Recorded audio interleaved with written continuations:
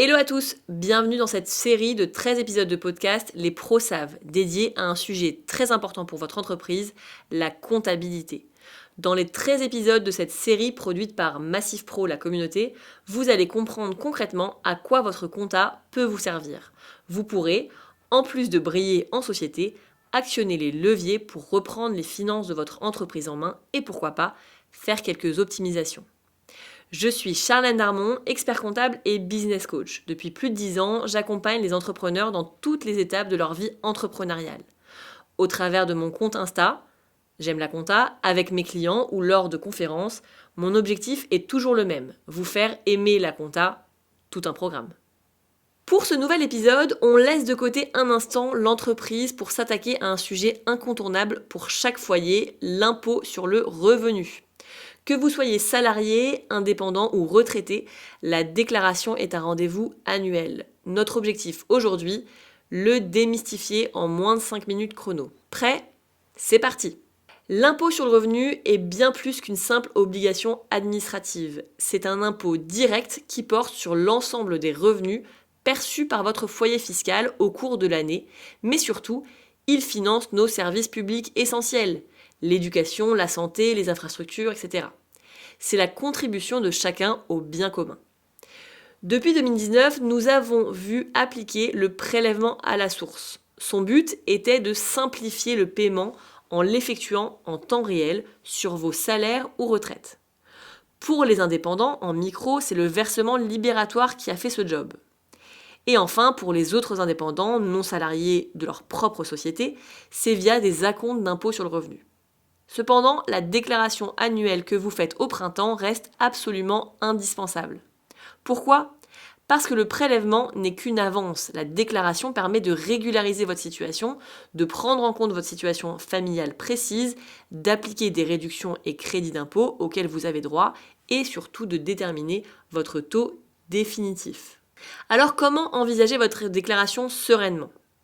Premièrement, la réception et la vérification.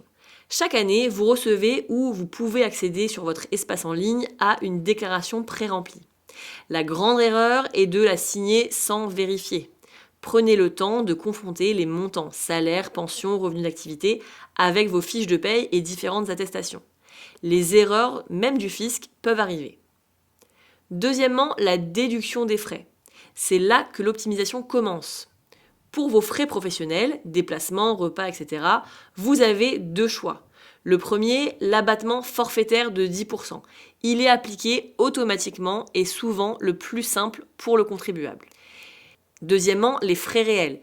Si vos dépenses professionnelles justifiables, trajets, résidences, etc., dépassent l'abattement des 10%, optez pour les frais réels, qui est très avantageux et qui peut considérablement réduire votre revenu imposable.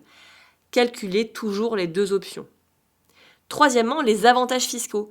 N'oubliez jamais les réductions et crédits d'impôt, les dons aux associations, les cotisations syndicales et surtout les dépenses de services à la personne, garde d'enfants, aide à domicile, etc., qui ouvrent droit à des avantages fiscaux qui diminuent directement le montant de votre impôt. Pour le service à la personne, c'est un crédit d'impôt de 50% des sommes versées. Pour vous organiser, retenez le calendrier classique. La campagne de déclaration se déroule d'avril à juin, principalement en ligne. Les dates varient en fonction de votre lieu d'habitation. C'est d'ailleurs obligatoire pour la majorité des foyers car cela permet au service de calculer instantanément votre impôt. Vous recevrez ensuite votre avis d'imposition en juillet ou août qui fixe votre taux définitif. Et enfin, la régularisation qui intervient en septembre. Soit vous payez le solde si votre prélèvement à la source était insuffisant, soit l'administration fiscale vous rembourse le trop versé. L'impôt sur le revenu n'est pas une fatalité, c'est une question de rigueur et d'optimisation. La clé, vérifiez l'automatisme, comparez le 10% et les frais réels et activez tous vos droits au crédit d'impôt. Et surtout, faites des simulations. Il existe plein de simulateurs sur le site des impôts qui sont très performants. Voilà pour ce rapide tour d'horizon sur l'impôt sur le revenu. J'espère que ça vous a permis de démystifier les étapes cruciales. Ce qu'il faut retenir, vérifier votre déclaration pré-remplie, choisir entre les 10% ou les frais réels qui peut être une vraie source d'économie majeure, et les crédits d'impôt pour service à la personne notamment, qui sont un levier important. Voilà, cet épisode est déjà terminé et j'espère qu'il vous a plu. La prochaine fois, nous parlerons des crédits baux, leasing, LOA ou LLD, ou comment acheter une immobilisation sans plomber sa trésorerie. Merci de m'avoir écouté et à très vite.